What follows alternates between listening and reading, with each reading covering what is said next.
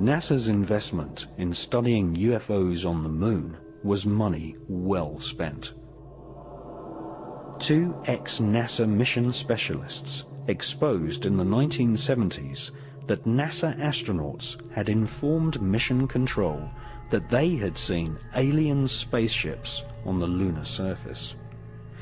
In 1976, an ex-NASA employee, Otto Binder, accused NASA of censoring transmissions from the Apollo astronauts by switching to secret radio frequencies and using code names for UFOs. Otto Binder claimed that he had heard an Apollo astronaut tell Mission Control that there were huge alien spaceships parked on the lunar surface, right in the middle of the Sea of Tranquility, which had been chosen as the landing site for Apollo 11.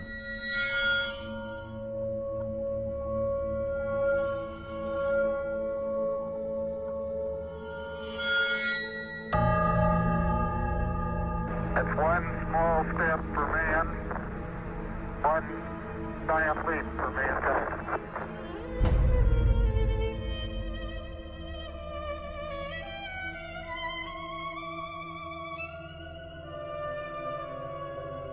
Few people took Otto Binder's account seriously, until another ex-NASA employee, a Moroccan named Maurice Chatelain, published a book in 1978 in which he claimed that two UFOs hovered above the Sea of Tranquility just before the historic moonwalk of Neil Armstrong.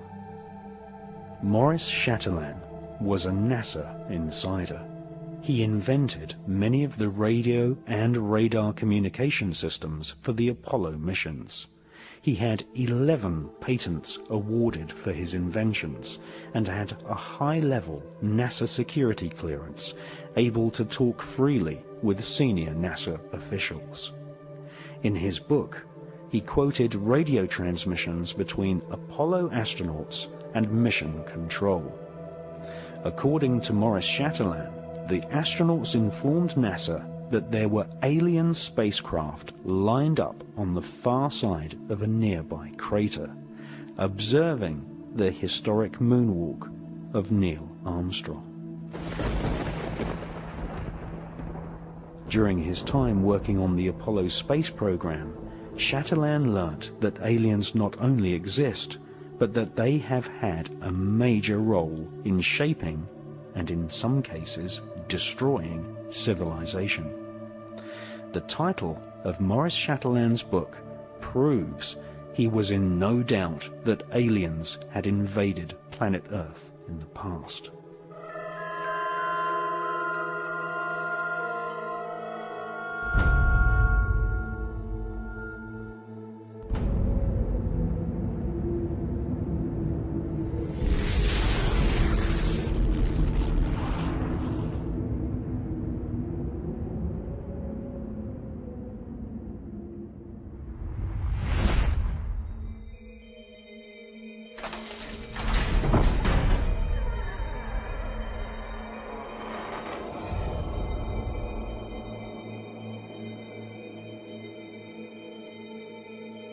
If you study the legends of the North American shamans, the mythologies of ancient Europe, the creation histories of the Australian Aborigines, or the ancient Vedic texts of India, and especially the Sumerian clay tablets from ancient Iraq, we find that all great civilizations on the face of planet Earth tell one similar story. That is, in the distant past, people from the stars visited planet Earth and displayed fantastic technology. Sometimes they genetically engineered humans. Sometimes they directly interbred with humans. These so-called sky gods always visited in spectacular flying vehicles.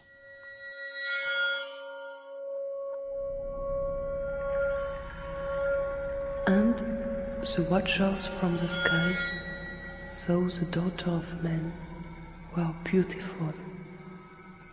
and they bred with them. And the children were giants, who become rulers, not of human flesh. They were called the Nephilim.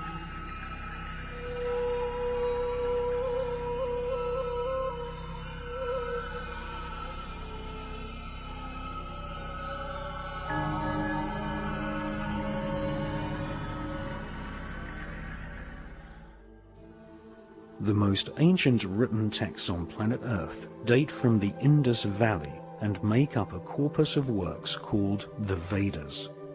The Bhagavad Gita is an ancient Hindu text which is at least 5,000 years old. This epic mythology inspired the character known as Darth Vader in the Star Wars movies. The Bhagavad Gita described many gods of the stars flying down to planet Earth in alien spacecraft called Vimanas. The ancient Vedas tell us that there are multiple inhabited planetary systems in the universe called Devas, which are ruled by a universal government of beings with superhuman powers and technology, including the power of telepathy and nuclear weapons powerful enough to destroy an entire planet.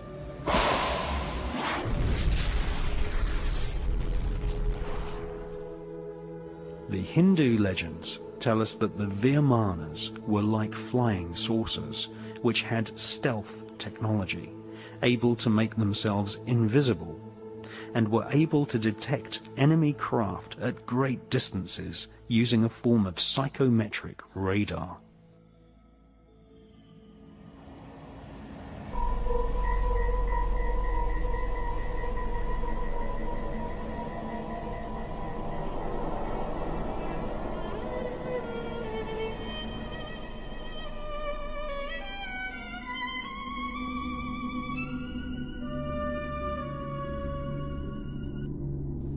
The most ancient text of Central America is the Popol Vuh, written by the Mayans, who charted the heavens and had astronomical calendars which predicted solar and lunar eclipses.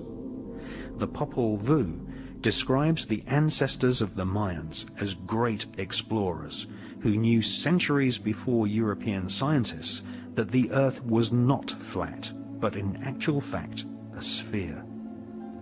The Popol Vuh mentions a great god-king called Quetzalcoatl, who is depicted as a flying serpent.